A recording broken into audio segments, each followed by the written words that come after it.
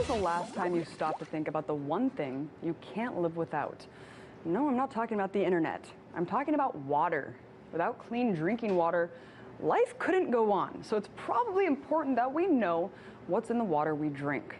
For the past 65 years, city governments nationwide have been adding a substance called fluoride to the water supply.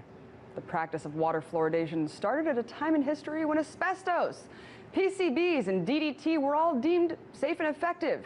And although all of these chemicals have been banned since, fluoridation is still a common practice. However, it's uniquely American. The U.S. has more people drinking fluoridated water than the rest of the world combined. In fact, most industrialized nations do not fluoridate their water, including Japan and 97% of Europe. So what exactly is it that we're ingesting? Well, it's not the same fluoride that's in your toothpaste.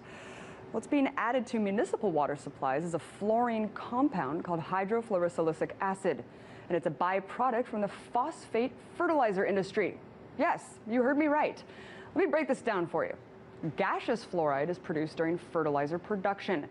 Now, it used to go straight into the atmosphere from these factories, but presently, filtration devices are used to contain the toxic chemicals, and what's extracted from the filters is then condensed into a water-based solution, which is packaged unrefined and sold to city governments for the purpose of water fluoridation. So how did this all start? Well, interestingly, in 1944, the American Dental Association themselves published that it was not worth the health risk to fluoridate water supplies. Too bad no one heeded their warning, because the very next year, Grand Rapids, Michigan became the first community to fluoridate. And what happened next would not have been possible without a push from the aluminum industry, which was looking for a way to safely discard their fluoride pollution and waste. In 1947, Oscar Ewing, a paid attorney for Alcoa, the biggest aluminum company in the U.S., was picked to oversee the Public Health Service, which is now known as the Department of Health and Human Services. He then made clear his lingering ties to the aluminum industry by promoting water fluoridation as one of the first official policies of the department. From there, the policy expanded tenfold, with an additional 87 U.S. cities fluoridating within the next 3 years. Fast forward to today, where children are growing up indoctrinated with the notion that fluoridated water is necessary because it prevents tooth decay. But is that really the case? In 1987, the National Institute of Dental Research examined 39,000 school children from 84 different fluoridated and non-fluoridated communities. And while the study did find that in fluoridated areas, tooth decay declined, the most interesting part is that there was a declining trend in tooth decay in non-fluoridated areas too, perhaps because of overall better hygiene. Okay, but not only is there no causal link, there's also serious health risks for fluoride overexposure.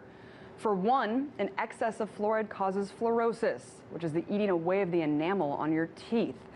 This is indicative of what it's doing to your body on a larger scale. You see, it doesn't just eat away at the tooth enamel. Only 50% of the fluoride we consume is excreted. The rest is absorbed throughout our bodies, our pineal glands, and our bones. In fact, an alarming study by the U.S. Public Health Service, which was later confirmed by Harvard Medical School, found that a deadly type of bone cancer called osteosarcoma was significantly higher in fluoridated communities than in non-fluoridated communities. However, the most distressing findings come from 18 studies done worldwide, showing a substantial lowering of IQ in overly fluoridated areas. And there are many more adverse effects than just those. Not to mention that the FDA admits that fluoride is a drug, not a nutrient.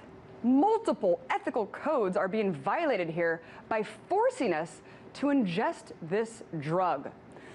Look, let's call it like it is. Water fluoridation has nothing to do with said benefits. Think about it. We're already getting our fair share of this substance through the dentist and the toothpaste we use every day. And what about the processed foods we're already eating and drinking on a daily basis?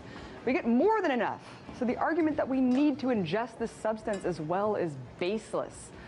Look, guys, no matter what you think about fluoride, the real issue here is having a choice. No chemical, no matter what its alleged benefits are, should be forced upon the public without their consent.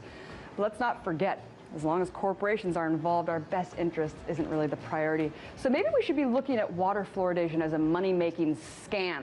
It's a tale that's all too familiar.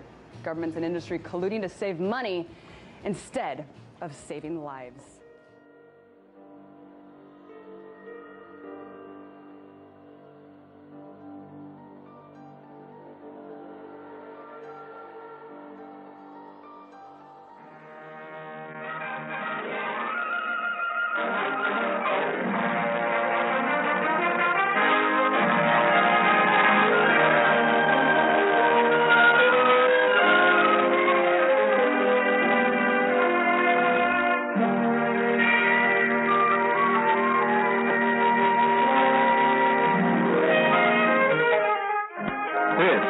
Grand Rapids, Michigan, a town becoming widely known to dentists and municipal authorities against tooth decay.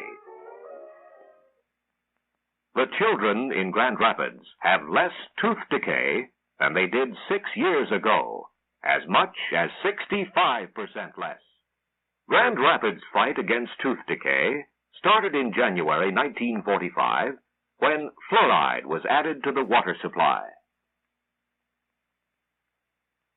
This was done as part of a study to determine the effect of fluoridation on tooth decay. Participating in the study are city officials, dentists, Michigan State Department of Health, University of Michigan, and the U.S. Public Health Service. After 6 years of fluoridation, the study shows that the 6-year-old children who drank the water from birth had 65% less tooth decay. The 7-year-olds, 45% less, and so on. Even the 16-year-olds who started drinking the water when they were 10 years old received some benefits, 16% less tooth decay. 16 years after fluoridation, all children 16 years old and under will have 65% less tooth decay. Studies in Newburgh, New York, Sheboygan, Wisconsin, Marshall, Texas, Lewiston, Idaho, Brantford, Ontario, and other cities show substantially the same results as those obtained at Grand Rapids. Other studies show the benefits of fluoridation will last throughout life. This type of fluoride-based acid has the CDC's highest danger rating of number 4. Again, it is in the most dangerous class of chemicals, with an MSDS health rating of 4, life-threatening. Major or permanent damage may result from a single or repeated exposure. Organ failure, cancer, the list goes on and on, all purposely pumped into your water supply.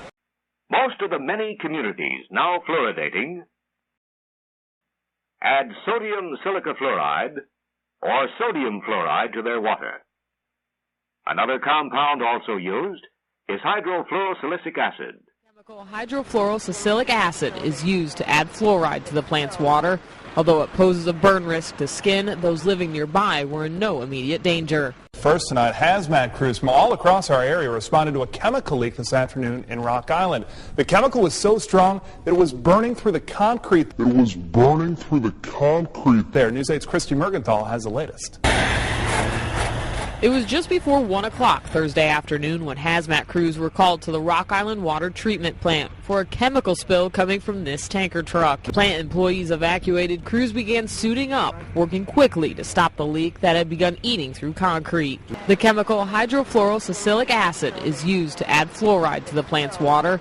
Although it poses a burn risk to skin, those living nearby were in no immediate danger. There's no inhalation hazard at all, so there was no need for us to evacuate any residents around the area. After several hours, crews were able to clean up the leak, allowing operations to return to normal. They had to cordon off the area, obviously, but as far as the treatment of the water and the amount of water being used by the public, there's no effect on that at all. In Rock Island, Christy Mergenthal, WQAD Quad Cities, News 8. Thank you, Christy. And all three are effective and cheap.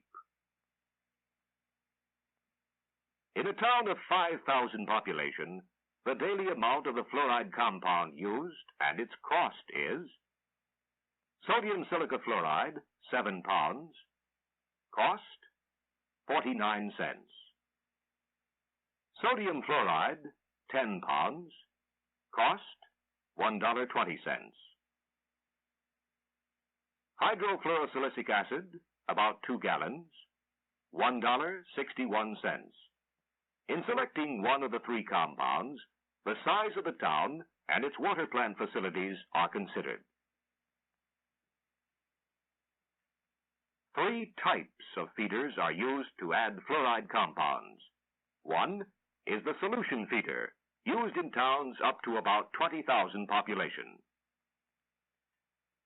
Another type is the volumetric feeder, a dry feeder for towns of from 1,000 to 120,000. The third type is the gravimetric feeder, for feeding the dry compound in cities of more than 120,000. The water in Amesbury is supposed to have fluoride in it, but Rob Damaris has been concerned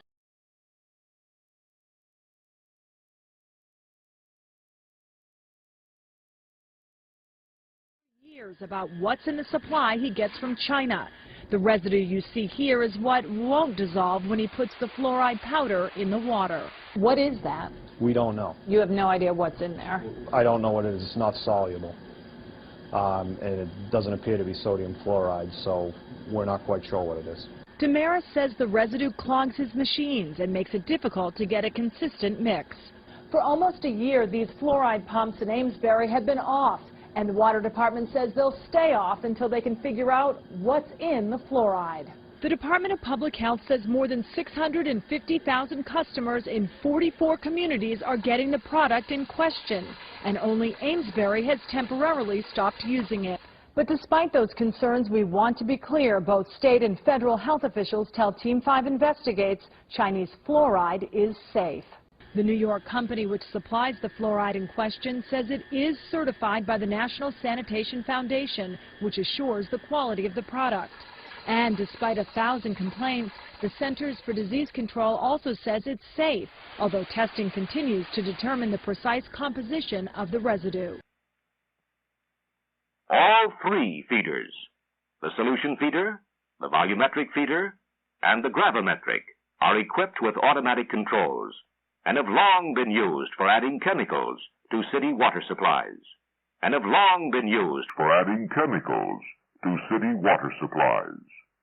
Generally, the fluoride content of the water is determined by the colorimetric test.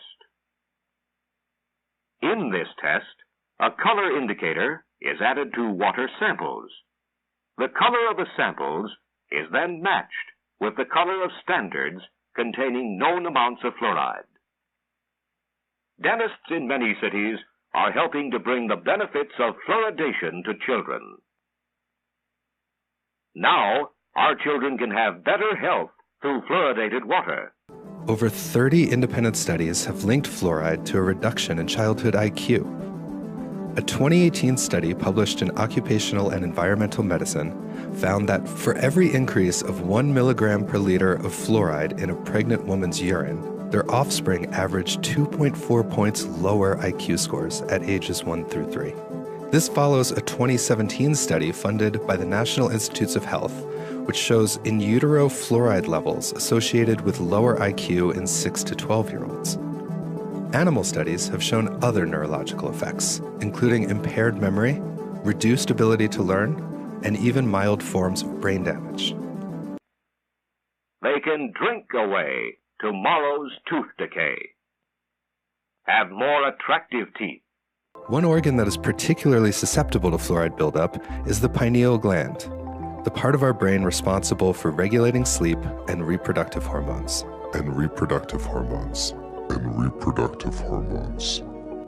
The cost is about 10 cents a year per person.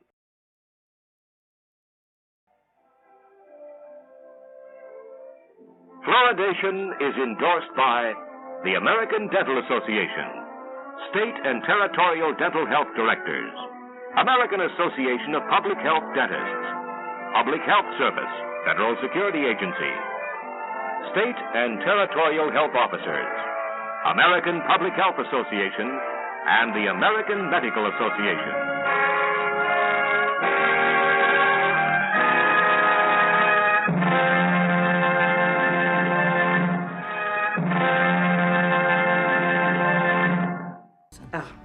There was a lot of thinking happening back then. I'm glad we put a stop to that.